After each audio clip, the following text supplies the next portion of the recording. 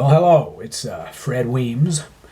I'm going to read a Mark Twain essay that I've always been fond of. It's an example of his great facility with language. If you know the W.C. Fields routine, it's a gift where Fields is trying to sleep on the outside patio of an apartment, and some guy a few doors down and standing on the lawn is calling up to him, Sir, do you know Carl Lafong? And turns out the guy's trying to sell something, and Fields, of course, totally verbally thrashes the guy. However, in the age before electricity, well, obviously Twain lived into the electrical age, there were, of course, people who went and tried to sell you things. And, of course, they were full of shit. And this, as well written as it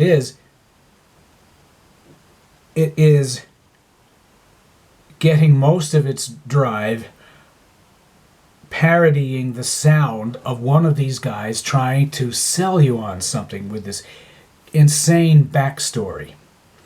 In any case, I will probably stumble a bit as I read it. You should find it. Maybe you should read along. But do what you'd like. In any case, here is Mark Twain's The Canvasser's Tale. Poor sad-eyed stranger. There was that about his humble mien, his tired look, his decayed gentility clothes that almost reached the mustard seed of charity that still remained, remote and lonely, in the empty vastness of my heart, notwithstanding I observed a portfolio under his arm, and said to myself, Behold, Providence hath delivered his servant into the hands of another canvasser. Well, these people always get one interested. Before I well knew how it came about, this one was telling me his story, and I was all attention and sympathy. He told it something like this. My parents died, alas, when I was a little sinless child. My uncle Ithuriel took me to his heart and reared me as his own. He was my only relative in the wide world, but he was good and rich and generous. He reared me in the lap of luxury. I knew no want that money could satisfy. In the fullness of time I was graduated, and went with two of my servants, my chamberlain and my valet, to travel in foreign countries. During 4 years I flitted upon careless wing amid the beauteous gardens of the distant strand, if you will permit this form of speech, in one whose tongue was ever attuned to poesy. And indeed I so speak with confidence as one unto his kind, for I perceive by your eyes that you too, sir, are gifted with the divine inflation. In those far lands I reveled in the ambrosial food that fructifies the soul, the mind, the heart. But of all things, that which most appealed to my inborn aesthetic taste was the prevailing custom there, among the rich, of making collections of elegant and costly rarities, dainty objects de virtu. And in an evil hour I tried to uplift my uncle Ithuriel to a plane of sympathy with this exquisite employment. I wrote and told him of one gentleman's vast collection of shells, another's noble collection of meerschaum pipes, another's elevating and refining collection of undecipherable autographs, another's priceless collection of old china, another's enchanting collection of postage stamps, and so forth and so on. Soon my letters yielded fruit. My uncle began to look about for something to make a collection of. You may know, perhaps, how fleetly a taste like this dilates. His soon became a raging fever, though I knew it not. He began to neglect his great pork business. Presently he wholly retired and turned in elegant leisure into a rabid search for curious things. His wealth was vast, and he spared it not.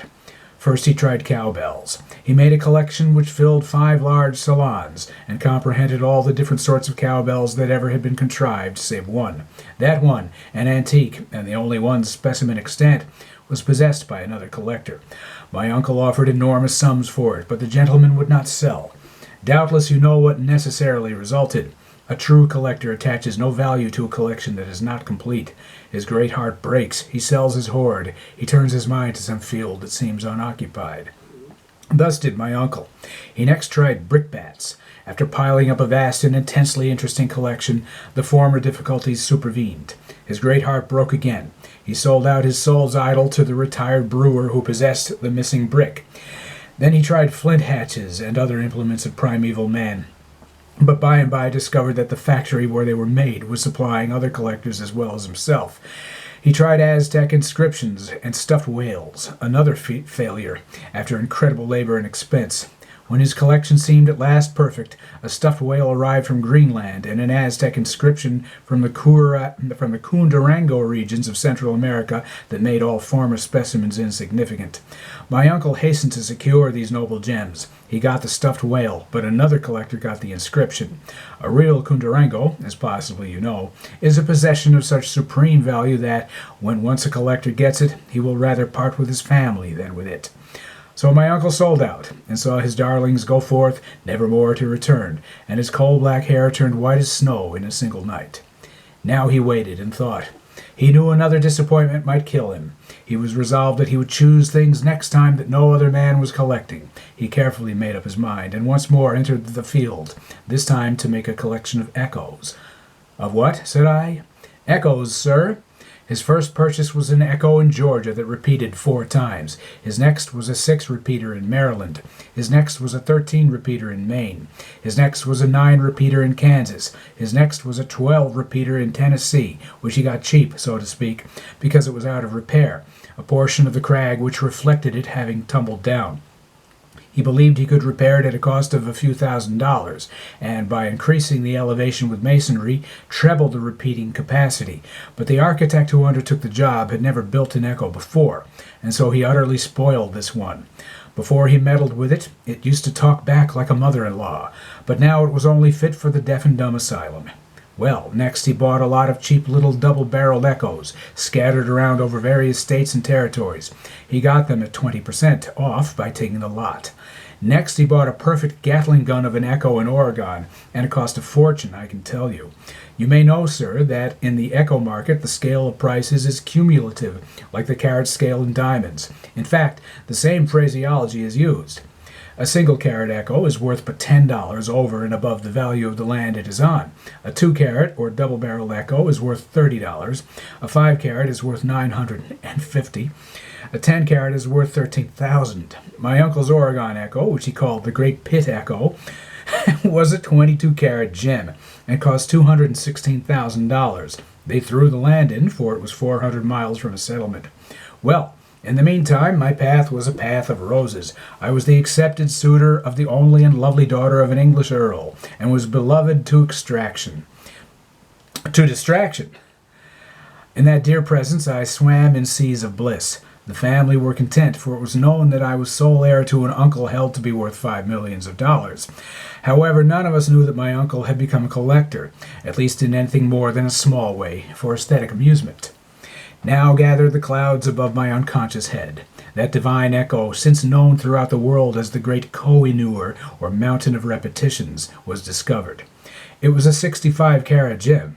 You could utter a word and it would talk back at you for 15 minutes, when the day was otherwise quiet. But behold, another fact came to light at the same time. Another echo collector was in the field.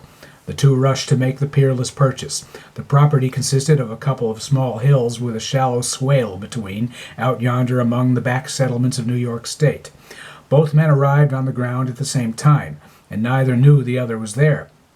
The echo was not all owned by one man. A person by the name of Williamson Boulevard Jarvis owned the East Hill, and a person by the name of Harbison J. Bledsoe owned the West Hill. The swale between was the dividing line. So while my uncle was buying Jarvis's hill for $3,285,000, the other party was buying Bledsoe's hill for a shade over $3 million. Now do you perceive the natural result? Why, the noblest collection of echoes on earth was forever and ever incomplete, since it possessed but the one half of the king echo of the universe. Neither man was content with this divided ownership, yet neither would sell to the other. There were jawings, bickerings, heartburnings, and at last the other collector, with a malignity which only a collector can ever feel toward a man and a brother, proceeded to cut down his hill. You see, as long as he could not have the echo, he was resolved that nobody should have it. He would remove his hill, and then there would be nothing to reflect my uncle's echo. My uncle remonstrated with him, but the man said, "I own one end of this echo. I choose to kill my end. You must take care of your own end yourself." Well, my uncle got an injunction put on him. The other man appealed and fought it in a higher court. They carried it on up, clear to the Supreme Court of the United States. It made no end of trouble there. Two of the judges believed that an echo was personal property because it was impalpable to sight and touch, and yet was purchasable, saleable, and consequently taxable. Two others believed that an echo was real estate because it was manifestly attached to the land and was not removable from place to place. Other of the judges contended that an echo was not property at all. It was finally decided that the echo was property, that the hills were property, that the two men were separate and independent owners of the two hills, but tenants in common in the echo. Therefore, defendant was at full liberty to cut down his hill, since it belonged solely to him, but must give bonds and $3 million as indemnity for damages which might result to my uncle's half of the echo. This decision also debarred my uncle from using defendant's hill to reflect his part of the echo without defendant's consent. He must use only his own hill. If his part of the echo would not go, under these circumstances, it was sad, of course, but the court could find no remedy. The court also debarred defendant from using my uncle's hill to reflect his end of the echo without consent. You see the grand result. Neither man would give consent, and so that astonishing and most noble echo had to cease from its great powers, and since that day that magnificent property is tied up and unsaleable. A week before my wedding day, while I was still swimming in bliss, and the nobility were gathering from far and near to honor our espousals, came news of my uncle's death, and also a copy of his will, making me his sole heir. He was gone, alas, my dear benefactor was no more. The thought surcharges my heart even at this remote day. I handed the will to the Earl. I could not read it for the blinding tears. The Earl read it. Then he sternly said, "Sir, do you call this wealth? But doubtless you do in your inflated country. Sir, you are left sole heir to a vast collection of echoes, if a thing can be called a collection that is scattered far and wide over the huge length and breadth of the American continent. Sir, that is not all. You are head and ears in debt. There is not an echo in the lot but has a mortgage on it. Sir, I am not a hard man, but I must look to my child's interest. If you had but one echo which you could honestly call your own, if you had but one echo which was free from encumbrance, so that you could retire to it with my child, and by humble, painstaking industry cultivate and improve it, and thus rest from it of maintenance, I would not say you nay, but I cannot marry my child to a beggar. Leave his side, my darling. Go, sir, take your mortgage-ridden echoes, and quit my sight forever." My noble Celestine clung to me in tears, with loving arms, and swore she would willingly, nay, gladly marry me, though I had not an echo in the world. But it could not be. We were torn asunder, she to pine and die within the 12-month, I to toil life's long journey sad and alone, praying daily, hourly, for that release which shall join us together again in that dear realm where the wicked cease from troubling and the weary are at rest. Now, sir, if you will be so kind as to look at these maps and plans in my portfolio, I am sure I can sell you an echo for less money than any man in the trade. Now this one, which cost my uncle $10 30 years ago, and is one of the sweetest things in Texas, I will let you have for "Let me interrupt you," I said. "My friend, I have not had a moment's respite from canvassers this day. I have bought a sewing machine which I did not want. I have bought a map which is mistaken in all its details. I have bought a clock which will not go. I have bought a moth poison which the moths prefer to any other beverage. I have bought no end of useless inventions, and now I have had enough of this foolishness. I would not have one of your echoes if you were even to give it to me. I would not let it stay on the place. I always hate a man that tries to sell me echoes. You see this gun? Now take your collection and move on. Let us not have bloodshed." But he only smiled a sad, sweet smile and got out some more diagrams. You know the result perfectly well, because you know that when you have once opened the door to a canvasser, the trouble is done, and you have to suffer defeat. I compromised with this man at the end of an intolerable hour. I bought 2 double-barreled echoes in good condition, and he threw in another which he said was not saleable because it only spoke German. He said she was a perfect polyglot once, but somehow her palate got down. Now, back to that W.C. Fields routine. Fields is sleeping on his balcony, and one morning, and the canvasser calls to him, "I'm looking for Carl Lafang. Do you know Carl Lafang?" And Fields kind of faintly wakes up, kind of groans, and the guy says, "Carl Lafang, capital L, small a, capital F, small o, small n, small g, Carl Lafang." And Fields goes, after several more bits of dialogue, "No, I don't know Carl Lafang. Capital L, small a, capital F, small o, small n, small g. And if I did know him, I wouldn't admit it." Anyway,